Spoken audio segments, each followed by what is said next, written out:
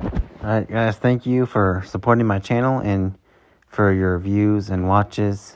Please continue to help us by subscribing.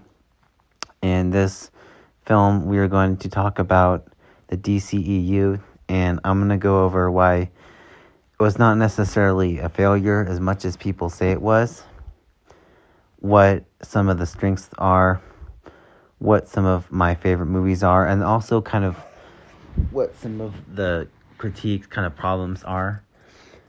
So the first thing is, why was this not necessarily a failure? So the actual last movie came out, it started 2013, so it's a lot younger than the Marvel.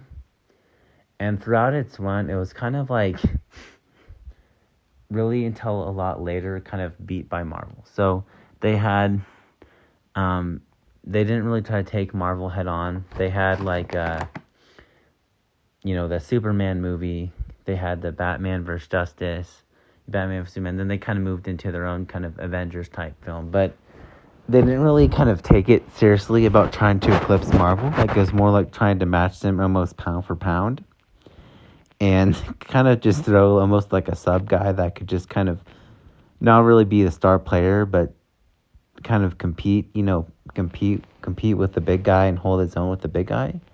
And I think it did that really well.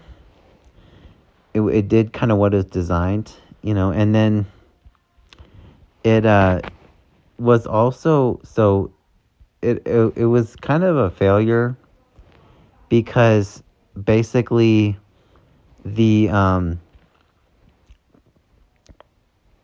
I would say character developments were not always the best. So like the most famous, the best thing I can think of is when Lex, so they have Jesse Eisenberg as Lex Luthor, and it was kind of a debatable choice, but I think that kind of bringing, it wasn't necessarily the acting, but it was kind of like bringing that character in that way that caused an issue. Like, it wasn't a really, it wasn't like the kind of cartoon type character who was kind of someone really, formidable and not really he's not really like my favorite villain, but it didn't really fit. And then my biggest critique though is like that Zod character who they had kind of good not a bad actor, good acting, and the guy was able to do it pretty well and held pound for pound, but he dies at the very end. And it wouldn't necessarily have been a problem, but then in the second film, instead of kind of bringing the guy back and, a flashback or some way, or ghost or some way, they essentially turn him into this weird kind of monster that was just visually unappealing. No one really wanted. And, and frankly, kind of was weird. It kind of turned off, after it doesn't really fit, right? And the music, for the Lex guy, was very stale. It didn't have a lot of positive, right? It's kind of, for Lex in particular, didn't really fit, it wasn't really motivational or encouraging. It was kind of a mismatch. So those are kind of, I think, kind of pointing out, what the problem was. There was some things that were okay, but a lot of small decisions were okay, well, this really shouldn't work, and the parademons, in my religion, the Christian religion, we're not supposed to associate with those kind of things. So it really makes a large part of the movie just not viewable, and that includes kind of that's not just the Joss Whedon one, but it just doesn't make it watchable.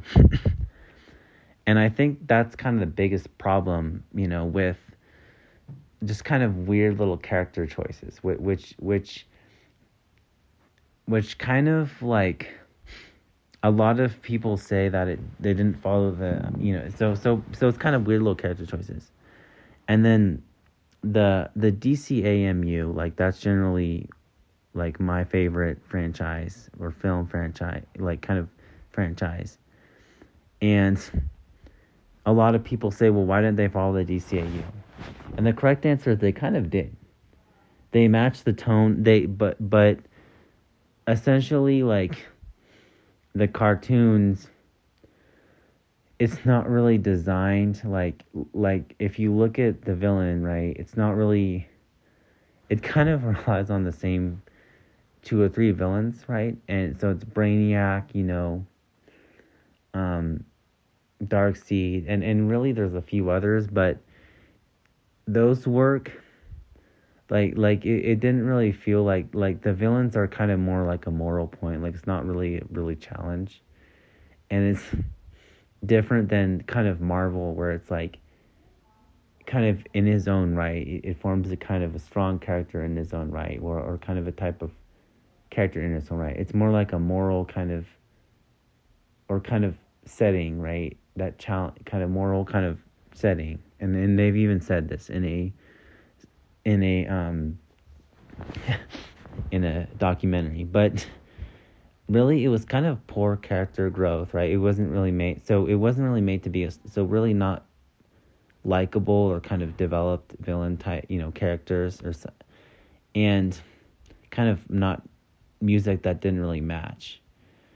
And it had really good things, but generally those are kind of the biggest weaknesses. And the strengths are, it can, I think that they kind of, towards the later time, like, they kind of designed it more for streaming.